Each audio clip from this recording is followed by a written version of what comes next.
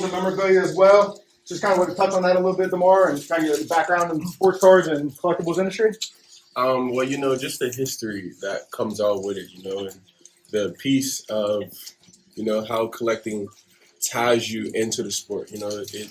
I started it young. That was my way of connecting with my favorite players. Okay. So, to be able to live my dreams and be one of the people that's on the card, it's a great one. Deion Sanders one, Okay. Randy Moss, Ray Lewis, Brian Urlacher, the top players of me growing up. Those are the ones I wanted. Okay. Especially the Steelers too. Troy Polamalu.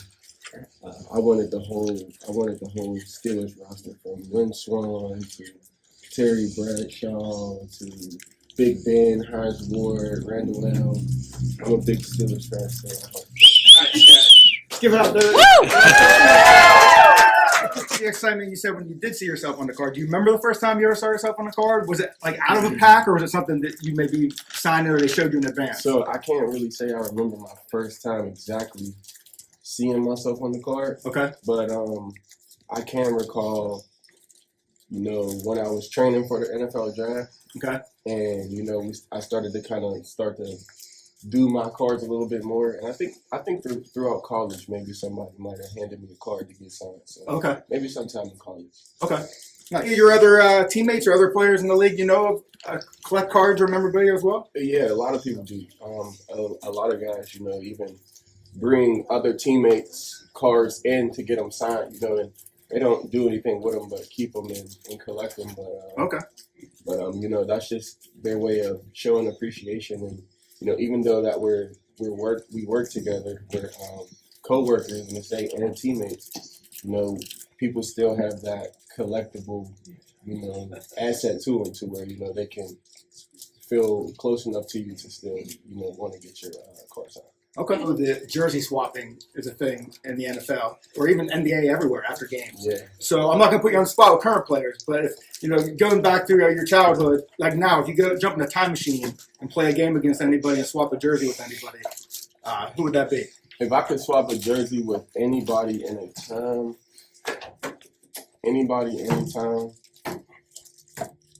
I might say Damar. Okay.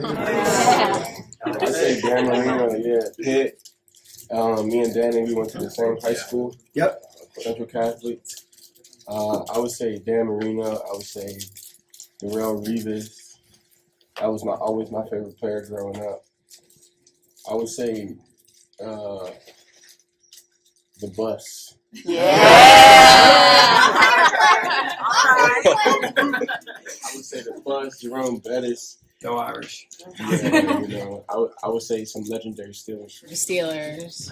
I mean, would that be like a dream come true for you to come back home? I think ending my career and finishing as a Pittsburgh Steelers would be a dream more so than playing there first because right I now. played at Pitt. Yeah. So, I was in the stadium. I played in Heinz Field probably for like 8 years straight between Whitfield Championships and Pitt. So a dream come true would be finishing my career as a Steelers. What's your favorite chicken wing place? In Buffalo? Chicken wing guy. Great question. I'm actually doing a wing review series on I know YouTube. that. I watched that. I'm gonna get back to it. Big Shot Bob. I'm starting it. I tell everybody Big Shot Bob's is the only place that can come and compete with Buffalo.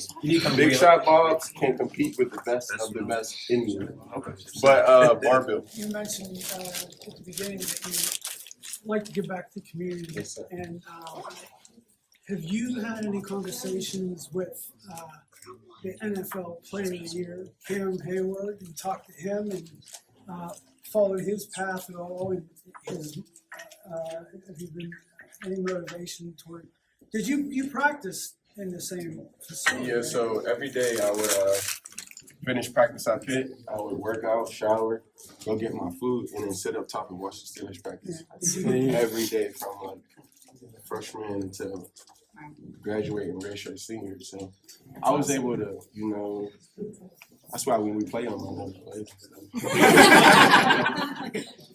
But, yeah, every so kind of not just watching how people work, allowed me to shape myself and You know, I watch him. I watch Cam, what he does in the communities from afar. Yeah. We've never collaborated, and I'm pretty sure in the near future that'll be a thing. But you know, I respect everything that he has been doing for years on years on years on years on years. You know, he definitely has left a legacy. He definitely was someone well deserving good man of the year. You know, and I feel like I want to come for that this year. So I'm gonna continue to do my work alongside, you know, everything that Cam does as well.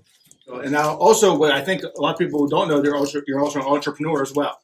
Now, you also have Chasing Millions and the Chasing Millions Foundation. Mm-hmm. Is there anything like you talk on about those businesses and foundations? So yeah, you know, my goal was always, you know, give back to my community. Okay. That was my driving force, and even wanting to make it to the NFL was to be able to get in a position to give back to my community. So I started my foundation as soon as I left college, and you know, we just been blessed in a different measure to have a different platform with the foundation now. So you know, our plans are big. You know, we have 30 year. We see 30-year long term, you know, not just 5 years. So, That's you know, awesome. make an impact in the community in ways that we can, you know, impact the community and make life better for, you know, the babies that are coming up behind us. So, you know, it's always kind of been like a passion of mine. So, you know, I'm always looking for new opportunities to make some impact in the world. That's one thing that we love about the trading card community is a nice community where people get together, trade cards, tell stories about sports, etc.